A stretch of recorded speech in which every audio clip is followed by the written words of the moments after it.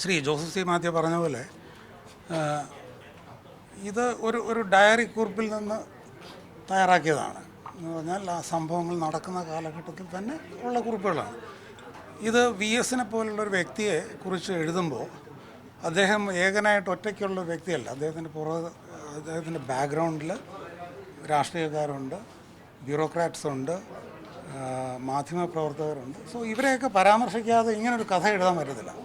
എൻ്റെ ഉദ്ദേശം ഒരു കോൺട്രവേഴ്സി ജനറേറ്റ് ചെയ്യാനായിരുന്നില്ല. വി എസ് കടന്നുപോയ കാലഘട്ടത്തിൽ എന്തായിരുന്നു അദ്ദേഹം റിയലായിട്ട് ഫേസ് ചെയ്ത ബുദ്ധിമുട്ടുകൾ, അത് ഒരു കലർപ്പുമില്ലാതെ ഒരു അംശം പോലും വിട്ടുപോകാതെ എഴുതണം എന്നുള്ളതായിരുന്നു അദ്ദേഹത്തിൻ്റെ ആഗ്രഹം. അങ്ങനെ ചെയ്യാൻ എനിക്കും അറിയത്തുള്ളൂ. അതിനകത്ത് ചില ആൾക്കാരുടെ കാര്യം മറച്ചു വയ്ക്കാനോ ചിലത് കൂട്ടി പറയാം. അപ്പോൾ അതിൽ നിന്ന് വരുന്ന കോൺട്രവേഴ്സി നാച്ചുറലാണ്. വി എസിൻ്റെ കൂടെയുള്ള അനുഭവങ്ങൾ പറയുമ്പോൾ ആ അനുഭവങ്ങൾ അങ്ങനെ തന്നെ പറഞ്ഞാൽ തീർച്ചയായിട്ടും കോൺട്രവേഴ്സി ഉണ്ടാവും. ബട്ട് കോൺട്രവേഴ്സി ഉണ്ടാക്കാൻ വേണ്ടി എഴുതിയ പുസ്തകമല്ല അത്. സി പി എമ്മിൽ തന്നെ ഒരു വിവാദം ഉണ്ടായിരുന്ന കാലമായിരുന്നു വി എസിൻ്റെ കാലവും തുടർന്നുള്ള സമയങ്ങളും. അതിലാണ് സി പി എം നിയന്ത്രണം, സി പി എമ്മിൻ്റെ AKG സെൻറ്ററിലെ നിയന്ത്രണം ഭരണത്തിൽ എപ്പോഴും ഉണ്ടായിരുന്നു. അതുകൂടി തുറന്നു പറയുന്നുണ്ട്. അതെ ഉണ്ട്. അത് എന്താ പറയുന്നത്, അത് പുസ്തകത്തിൽ എല്ലാം എഴുതിയിട്ടുണ്ടല്ലോ. You can read the book. അതിനകത്ത് മുഴുവൻ കാര്യങ്ങൾ ഞാൻ പറഞ്ഞിട്ടുണ്ട്. എൻ്റെ അനുഭവം, ഞാൻ നേരിട്ട് കണ്ടതും ഞാൻ അനുഭവിച്ച കാര്യങ്ങൾ തന്നെയാണത്.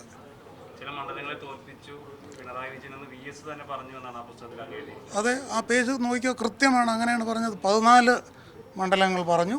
അതിൽ ഒരെണ്ണം മാത്രമേ ഉദാഹരണമായിട്ട് ഞാൻ എഴുതിയിട്ടുള്ളൂ. കൃത്യമാണ് പറഞ്ഞതുപോലെ പല വർഷങ്ങൾ ഇങ്ങനെ കാത്തുവെച്ച് അവർ വി എസ് ഇപ്പോൾ ചരിത്രത്തിലാണ്. അദ്ദേഹം ആ സമയത്ത് അങ്ങ് അദ്ദേഹത്തിന് കൊടുക്കേണ്ട ഒരു നീതി ഉണ്ടായിരുന്നില്ല. അത് ഇപ്പോഴായിരുന്നു വെളിപ്പെടുത്തേണ്ടത് അത്തരത്തിലുള്ള ഒരു കാര്യത്തിൽ. അല്ല, ഇതിനകത്ത് ഞാൻ പറഞ്ഞില്ലേ, ഞാൻ മൂന്നാറിനെ കുറിച്ച് മാത്രം ഒരു പുസ്തകം എഴുതാനായിട്ട് ആരംഭിച്ചു അന്ന് 20 വർഷം മുൻപ് തന്നെ. അത് കഴിഞ്ഞിട്ട് എനിക്ക് എൻ്റെ വ്യക്തിപരമായ കാരണങ്ങളുണ്ട്. ഞാനൊരു സ്കൂള് തുടങ്ങുന്ന കാര്യമുണ്ട്. ഞാനൊരു പൊളിറ്റീഷ്യനല്ല. എനിക്ക് അങ്ങനെ ഒരു പൊളിറ്റിക്കൽ എന്താ പറയുക, ഒരു ഐഡിയോളജിയായിട്ട് പ്രത്യേകിച്ച് കമ്മിറ്റ്മെൻറ്റും ഇല്ല. അപ്പോൾ സമയം കിട്ടിയപ്പോൾ ഞാൻ രണ്ടാമത് പൂർത്തിയാക്കുകയാണ് ചെയ്തത്. ഇതിനകത്ത് നിങ്ങൾക്കെല്ലാം അറിയായിരിക്കും, ഒരുപക്ഷെ ആ കാലഘട്ടത്തിലെ മാധ്യമപ്രവർത്തകർക്ക് അറിയായിരിക്കും, ഞങ്ങൾ ജോലി ചെയ്യുമ്പോൾ നാട്ടുകാരോട് അറിഞ്ഞ് കാണിച്ചാണ്. ഞങ്ങളുടെ രാഷ്ട്രീയ നേതാക്കൾ, മന്ത്രിമാരോ അല്ലെങ്കിൽ ഈവൻ ബ്യൂറോക്രാറ്റിക് ബോസസ് ആയിട്ട് ഞങ്ങൾക്ക് അഭിപ്രായ വ്യത്യാസങ്ങളുള്ളപ്പോൾ ഞങ്ങളുടെ അഭിപ്രായങ്ങൾ പബ്ലിക്കായിട്ട് മാധ്യമങ്ങളെ വിളിച്ച് പറയാറുണ്ട്. അതല്ലാതെ ഇത് എല്ലാം ഒളിച്ചു വെച്ചിട്ട് അവസാനം പറയുന്നതല്ല. ഇറ്റ് വാസ് ഓൺലൈൻ അന്ന് തന്നെ പറയാറുണ്ട് കാര്യം. വി എസിനെതിരെ സി പി എം എന്ന് പറയുമ്പോൾ പ്രധാനമായും പിണറായി വിജയൻ തന്നെയായിരുന്നു വി എസിനെതിരായി നിന്നത്. ഇതിനകത്ത് എനിക്ക് കാണാവുന്നത് എന്താണ്, ഞാൻ മൂന്നാർ പോയപ്പോൾ, മറ്റുള്ള കാര്യങ്ങൾ അവിടെ നിൽക്കട്ടെ, മൂന്നാർ ചെല്ലുമ്പോഴേക്കും വി എസ് ആദ്യം കയ്യേറ്റം ഒഴിപ്പിക്കാൻ എന്നത് കാണാൻ പോകുന്ന സമയത്ത് വി എസ് ഗ്രൂപ്പിലുള്ള ജില്ലാ സെക്രട്ടറിയായ എം മണിയാണ് വി എസിൻ്റെ കൂടെ പോകുന്നത്. അത് കഴിഞ്ഞ് ഒരു പർട്ടിക്കുലർ ദിവസം കഴിഞ്ഞപ്പോൾ വി എസ് ഗ്രൂപ്പിൽ നിന്ന് മാറി അദ്ദേഹം അപ്പുറത്തെ ഗ്രൂപ്പിലേക്ക് പോകുന്നു. അപ്പോൾ പിന്നെ വി എസ് കാണാൻ തുടങ്ങി വെച്ച ഈ പ്രോസസ്സിന് തടസ്സം നിൽക്കുന്ന ഒരു ഒരു ഒരു എന്താ പറയുക, ഒരു ഫിനോമിനാണ് അത്. ഇൻഡിവിജ്വൽസ് അല്ല, അതിനകത്ത് സി പി എമ്മിൻ്റെ ശക്തമായ ഇടപാടുണ്ടായിരുന്നു. സി പി ഐക്കാരുടെ തന്നെയാണല്ലോ ഇവിടുത്തെ കയറ്റം. പിണറായി വിജയന്റെ 10 വർഷത്തെ കാലയളവിൽ എംബോസിന് സാമ്പത്തികമായി വളർച്ചയുണ്ടായിരുന്നു. അതിൽ അന്വേഷണം നടത്തേണ്ട ഒരു ആവശ്യകത അങ്ങ് ബ്രേക്കറ്റിലിട്ട് സൂചിപ്പിക്കുന്നുണ്ട്. അങ്ങനെ ഏതെങ്കിലും ഒരു അന്വേഷണം വന്നാൽ നിയമപരമായി അങ്ങയുടേതായിട്ടുള്ള സഹകരിക്കുമോ? തീർച്ചയായിട്ടും. ഇതിനകത്ത് ആ ഇടുക്കി ജില്ലയിലുള്ള സാധാരണക്കാരൻ്റെ അടുത്തുനിന്ന് നിങ്ങൾക്ക് അതിനുള്ള എവിഡൻസും കാര്യങ്ങളും കിട്ടും.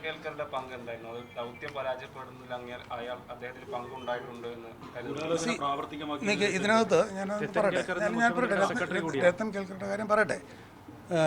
ഞാൻ അവിടെ സ്പെഷ്യൽ ഓഫീസറായിട്ട് ചെല്ലുമ്പോൾ ആ പശ്ചാത്തലം എന്താണ്, മൂന്നാറും പരിസര പ്രദേശങ്ങളിലും അതിഭീകര കയ്യേറ്റങ്ങൾ ഉണ്ടായിരിക്കുന്നു അല്ലേ. അത് എന്താ പറയുക, വളരെ സർക്കാരിന് നാണം ഉണ്ടാക്കുന്ന അത്രയും ഒരു എംബാരസിങ് സിറ്റുവേഷൻ ആയപ്പോഴാണ് വി എസ് അവിടുത്തെ റവന്യൂ ഉദ്യോഗസ്ഥന്മാരുടെ സാധാരണ കയ്യേറ്റം ഒഴിപ്പിക്കേണ്ട ഉത്തരവാദിത്വം റവന്യൂ ഡിപ്പാർട്ട്മെൻറ്റാണ്. അപ്പോൾ റവന്യൂ ഡിപ്പാർട്ട്മെൻറ്റിനെ മാറ്റി വേറൊരു എൻറ്റിറ്റി അവിടെ കൊണ്ടുവരേണ്ടത്. അപ്പോൾ ഞാൻ അവിടെ ചെല്ലുമ്പോൾ ആദ്യം നോക്കുന്നത് ഇവിടെ ഈ കയ്യേറ്റങ്ങൾ ഇത്രയും വരുന്നതിന് കൂട്ടുനിന്ന ആരൊക്കെയാണ്, ഉദ്യോഗസ്ഥന്മാർ ആരൊക്കെയാണ്. അപ്പം ആ ഫയലുകൾ നോക്കുമ്പോൾ തന്നെ എനിക്കറിയാം അതിനകത്ത് അവിടെ ഉണ്ടായിരുന്ന ആൾക്കാരിൽ രത്തൻ കേൽക്കറുടെ ഫയൽ ഞാൻ കണ്ടു. എൻ്റെ പണിയുടെ ഭാഗമാണ്. ഇപ്പോൾ ഒരു പർട്ടിക്കുലർ റിസോർട്ടിൻ്റെ കാര്യത്തിൽ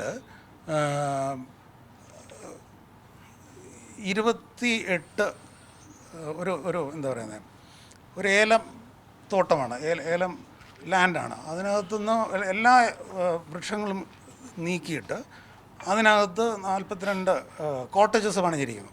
അതിൽ പോകുന്ന ഒരു നദിയെ തടഞ്ഞു നിർത്തി അതിലെ വെള്ളം ഈ കോട്ടേജസിലേക്ക് വരുന്നു. അപ്പോൾ ഇതുമായി ബന്ധപ്പെട്ട ഫയൽ സബ് കളക്ടറുടെ ഫയലുണ്ട്, തഹസിൽദാരുടെ ഫയലുണ്ട്, സബ് ഡിവിഷണൽ മജിസ്ട്രേറ്റിൻ്റെ ഫയലുണ്ട്. ഇത് നോക്കുമ്പോൾ എൻ്റെ ഇംപ്രഷൻസാണ് ഞാൻ എഴുതിയിരിക്കുന്നത്.